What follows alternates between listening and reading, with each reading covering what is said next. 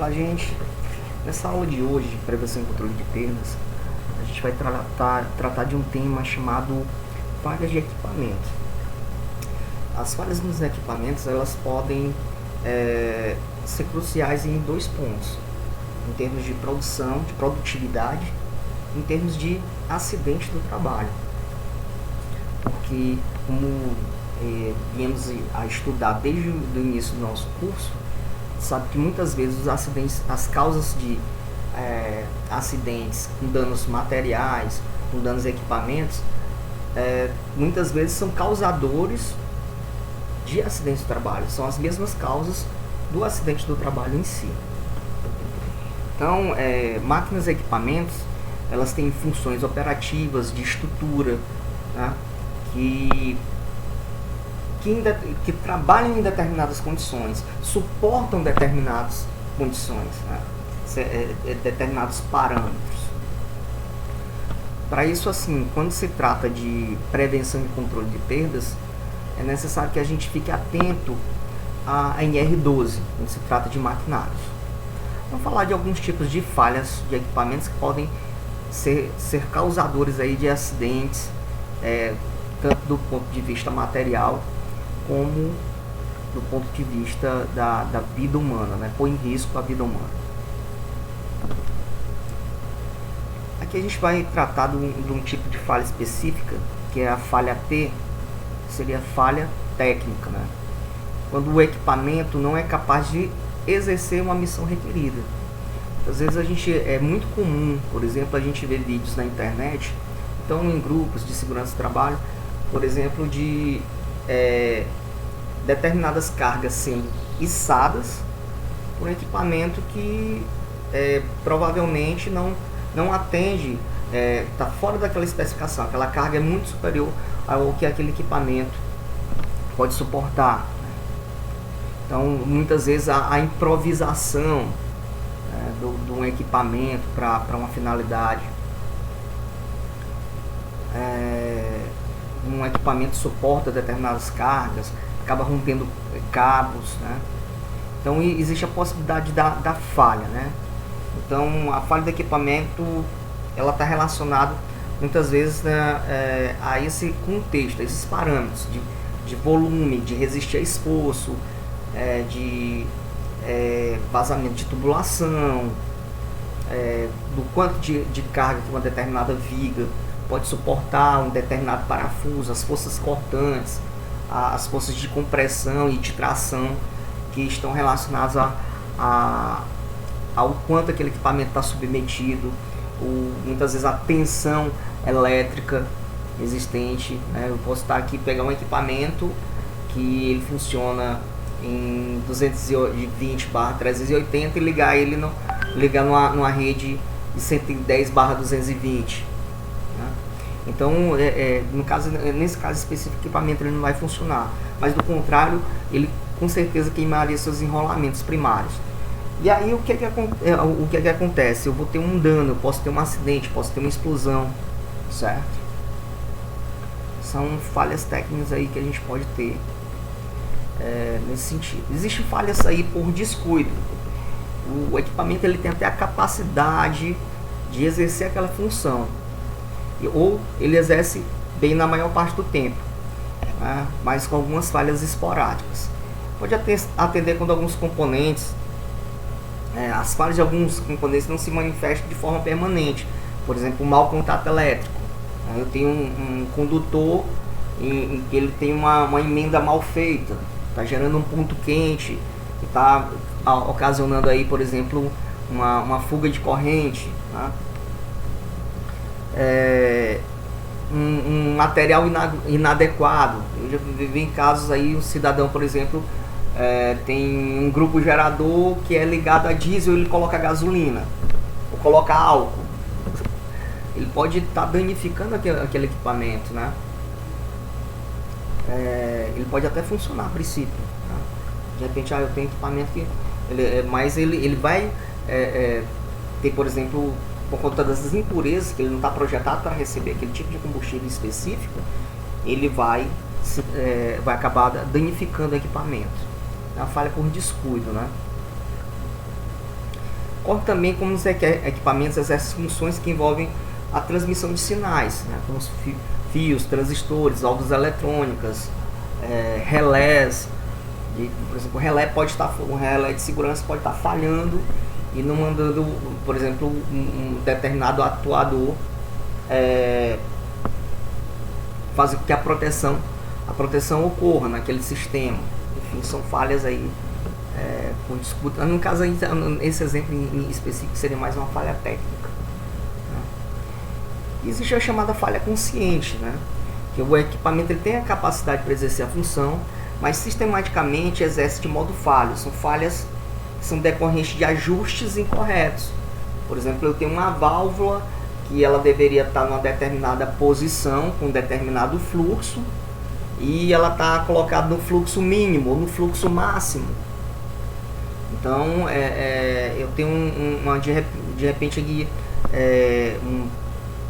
enfim, algum tipo de sinal em específico estaria sendo, por exemplo, distorcido, né, em termos de telecomunicações, ou então mesmo de recepção de sinal para controle e comando. Enfim, seriam essas falhas aí que dependem do operador em específico. Se eu não tenho uma planta automatizada, mas eu dependo do operador, de um controlador, né? Esse controlador ele falha, né? Então seria inerente muitas vezes até mesmo a falha humana. Ou pode ser uma falha técnica do controlador, ser automatizado, porém ele está, vamos dizer assim, com suas condições de operação, de comando, na verdade, vamos dizer assim, incorretas, os seus parâmetros de comando incorretos. Existem as falhas de causa comum, e quando a gente fala de falhas de causa comum, ele tem um chamado de elemento de redundantes, né? Quando em situações onde eu só tenho acesso à máquina, ao comando da máquina, desligar ou ligar aquele equipamento, mediante várias ações específicas, né? Ou então tem os sistemas duplos ou triplos de proteção. Se assemelharia muito ao que a gente a uma função I. Eu só tenho a primeira condição e a segunda condição. Eu só tenho uma saída se a primeira e segunda condições forem, vamos assim dizer, forem verdadeiras, elas forem,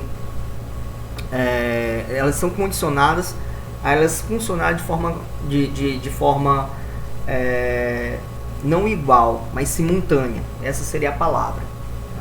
Então, é nesse sentido. Então, eu só ligo o equipamento, por exemplo, na possibilidade de falha de um equipamento, de um elemento, eu tenho múltiplas proteções, múltiplos reforços de proteção, certo?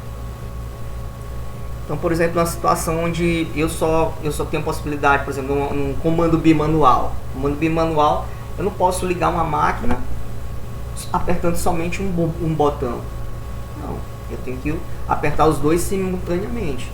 É certo que tem um certo delay, um certo atraso, certo? Mesmo que eu tenha um certo atraso, esse atraso ele é calculado, certo? Eu não vou apertar aqui um botão e apertar o outro, ele não vai funcionar. Mas se eu apertar simultaneamente, entre aspas, porque pode ter um atraso do momento que eu esteja, né, apertando os dois botões, pequeno atraso, ele vai funcionar. Mas enfim, eu tenho que estar com as duas mãos, os meus segmentos corporais, minhas duas mãos apertando aqueles dois botões. Então são um tipo de proteção que a gente pode ser redundante, assim como eu posso ter uma proteção por cortina de luz, né?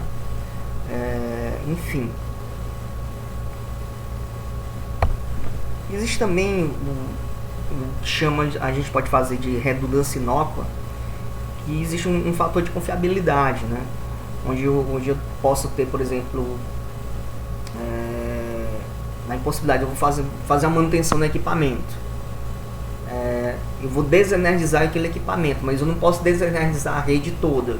Então eu faço um bypass. Esse bypass protege aquela parte do equipamento, mas ele pode passar por outro caminho e deixar a rede energizada. Aqui a gente dá um exemplo aqui No entanto, como eles são alimentados pela mesmo fluxo de energia, né, pela mesma corrente, eu posso ter uma falha nas duas partes, né? Existe essa possibilidade de falha, né?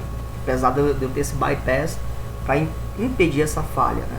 Eu fazer aquela manutenção, ou então retirar aquele equipamento de atuação por um tempo específico. Ele dá um exemplo, considerando duas bombas centrífugas de uma planta industrial, sendo uma redundância paralela à outra, uma reserva substituta da outra. No caso, o exemplo do bypass que eu dei é um caminho alternativo. Aqui eu tenho uma reserva, uma substituta, ou seja, uma alternativa. Que é de comum entre as bombas, ambas são acionadas por motores elétricos, recebem energia da mesma subestação, estão na área, sob a torre de destilação, foram fornecidos pelos mesmos fabricantes, são mantidos pelo mesmo mecânico, bombeiam o mesmo fluido. Aqui a gente pode ter várias falhas técnicas, falhas de desvio, né? Falhas de cuidados, enfim, né? São relacionadas ao controlador. Ele fala: podemos assim identificar causas comuns e estabelecer medidas para reduzir a probabilidade de falha simultânea. No exemplo, uma das bombas poderia ser acionada por turbina a vapor e a manutenção não deve ser efetuada pelo mesmo mecânico. Então, assim, ele está tentando eliminar a possibilidade, já que ele é alimentado pela mesma rede, por que não ter uma fonte de energia alternativa para aquele equipamento que vai estar sendo substituto? Por exemplo, um grupo gerador para alimentar aquela bomba específica. Enfim, a gente tem essa possibilidade para ele não depender, não depender tão somente, né, de uma subestação, de uma única linha, de uma única rede. No caso da falha da rede total, eu tenho as duas bombas centrífugas falhando. Na impossibilidade por exemplo, de um mecânico fazer a manutenção nas duas, né, eu tenho um mecânico reserva. Enfim, tratar essa possibilidade de ver as possibilidades de falha e tentar atenuar. Ok? A aula de hoje ela é simples, são coisas assim que a gente pode viver dentro do dia a dia de uma fábrica, de uma planta industrial, onde se trata da convivência com equipamentos, né?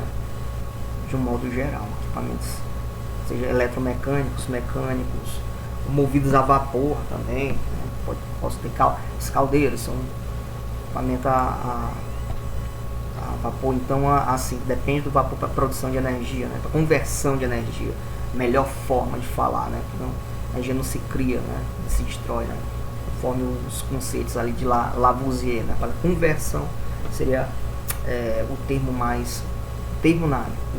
correto, né? Ok, gente? Então aqui a gente fica com a aula de hoje, falando dessas falhas de equipamentos que podem existir, ok?